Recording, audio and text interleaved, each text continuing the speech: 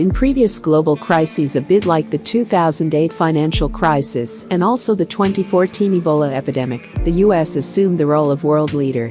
But this US administration has abdicated the duty of leader. It's made it very clear that it cares about the greatness of America far more than about the future of humanity.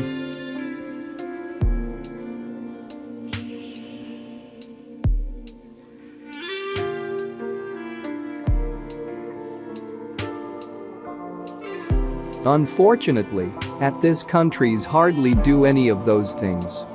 A collective paralysis has gripped the international community. There seem to be no adults within the space.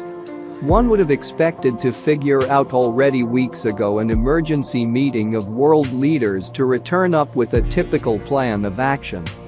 The G7 leaders managed to organize a video conference only and it didn't end in any such plan.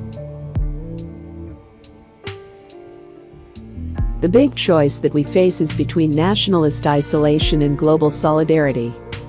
Both the epidemic itself and also the economic downturn that ensues are global problems. Effectively, they'll only be solved by global cooperation.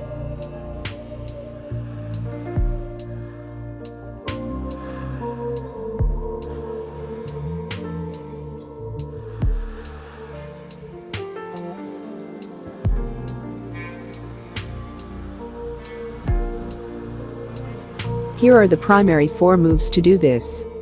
Globally exchanging knowledge. First and foremost, we'd like to exchange knowledge internationally so as to combat the virus. That's people's main advantage over viruses. A coronavirus in China and a coronavirus within the US can trade tips on a way to kill humans. But China can teach the US many valuable lessons about coronavirus and the way to handle it. What an Italian doctor discovers early within the morning in Milan could well save lives by evening in Tehran. When the United Kingdom government hesitates between various policies, it's going to get advice from the Koreans, who have already faced a month ago the same dilemma. But we'd like a spirit of world cooperation and confidence for this to happen. Countries should be willing to freely and humbly exchange knowledge and seek advice, and may be ready to trust the information and feedback they supply.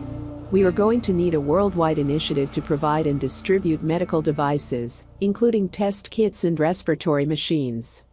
Rather than every nation attempting to try and do it locally and host every equipment it can get, a concerted global initiative will significantly improve production and ensure a fairer distribution of life-saving equipment. Even as countries nationalize key industries during a war, the human war on coronavirus may require that we humanize the critical lines of production. A rich country with few cases of coronavirus would be ready to send precious equipment to a poorer country with many cases, believing that if and when it needs assistance thereafter, other countries will come to its aid.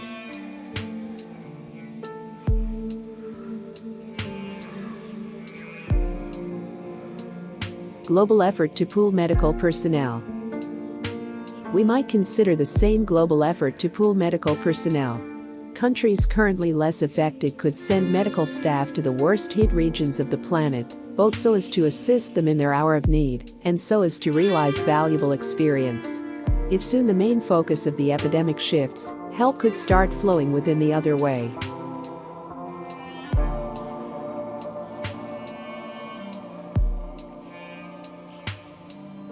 Global cooperation on the economic front. It is vitally required.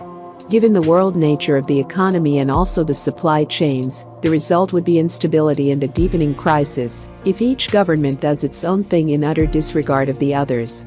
We'd like a course of action internationally and that we need it quickly.